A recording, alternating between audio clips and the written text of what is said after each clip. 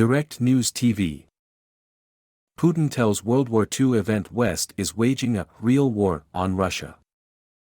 President Vladimir Putin declared Tuesday that the West has unleashed a real war against Russia, reprising a familiar refrain at scaled-down Victory Day celebrations that may reflect the toll the Ukraine conflict is taking on his forces.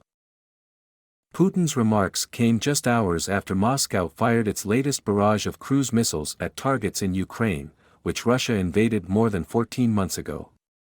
Ukrainian authorities said air defenses destroyed 23 of 25 missiles launched. The Russian leader has repeatedly sought to paint his invasion of Ukraine as necessary to defend against a Western threat. Kiev and its Western allies say they pose no such threat and that Moscow's war is meant to deter Western influence in a country that Russia considers part of its sphere of influence. Today's civilization is once again at a decisive turning point, Putin said at the annual commemorations celebrating the defeat of Nazi Germany in World War II. A real war has been unleashed against our motherland. Putin has often used patriotic rhetoric that harkens back to the earlier war in an effort to rally his citizens and forces, and May 9 is one of the most important dates in the Russian political calendar. But this year's celebrations were markedly smaller, at least partially because of security concerns after several drone attacks have been reported inside Russia.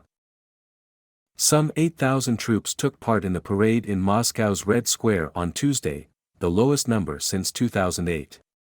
Even the procession in 2020, the year of the COVID-19 pandemic, featured some 13,000 soldiers, and last year, 11,000 troops took part. There was no flyover of military jets, and the event lasted less than the usual hour. This is weak. There are no tanks, said Yelena Orlova, watching the vehicles rumble down Moscow's Novy Arbat Avenue after leaving Red Square. We're upset, but that's all right, it will be better in the future.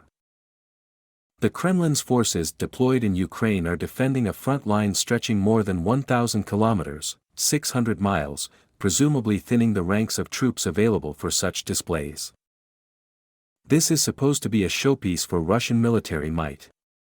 But so much of that military might has already been mauled in Ukraine that Russia has very little to show on its parade in Red Square, said Keir Giles, a Russia expert at London's Chatham House think tank. As a display of military hardware it was very underwhelming, said Michael Clark, visiting professor of war studies at King's College London, noting that the T-34, the iconic World War II tank, was the only tank on display. Normally they show off all the really modern stuff, and they didn't have any of those. Nor did they seem to have armored fighting vehicles. So there was nothing new on display. Meanwhile, the traditional Immortal Regiment processions, in which crowds take to the streets holding portraits of relatives who died or served in World War II, a pillar of the holiday, were cancelled in multiple cities. That seems to be for fear that those people who have lost their relatives in this current war on Ukraine might actually join the processions and show just the scale of the casualties that Russia has suffered in its current war, Giles said. Russian media counted 24 cities that also scrapped military parades, another staple of the celebrations, for the first time in years. Regional officials blamed unspecified security concerns, or vaguely referred to the current situation, for the restrictions and cancellations. It wasn't clear whether their decisions were taken in coordination with the Kremlin. Last week, Russia claimed it foiled an attack by Ukrainian drones on the Kremlin that it called an unsuccessful assassination attempt against Putin. Ukrainian President Volodymyr Zelensky denied involvement.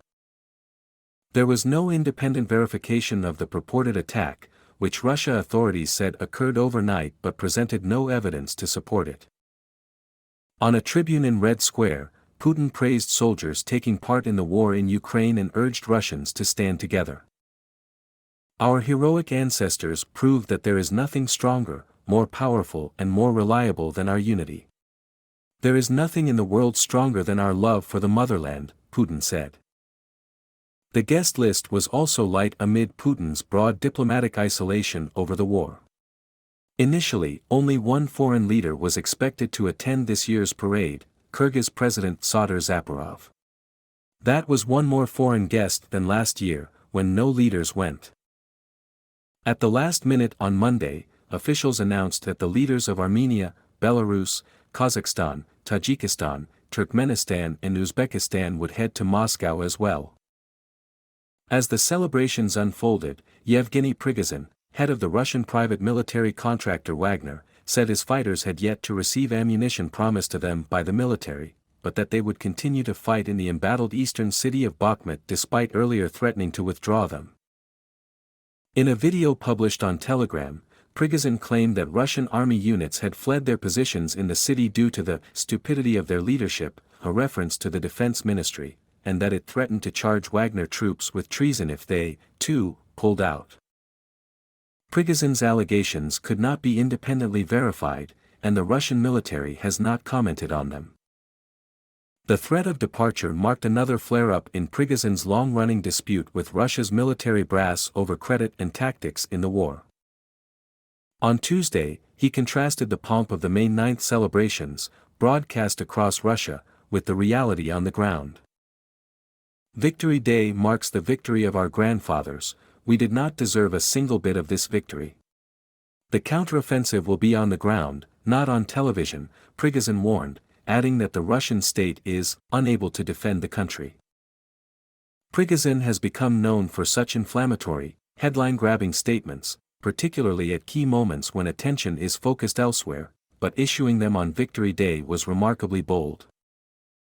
Meanwhile, the Ukrainian Air Force said in a Telegram post that 8-caliber cruise missiles were fired from carriers in the Black Sea toward the east and 17 from strategic aircraft.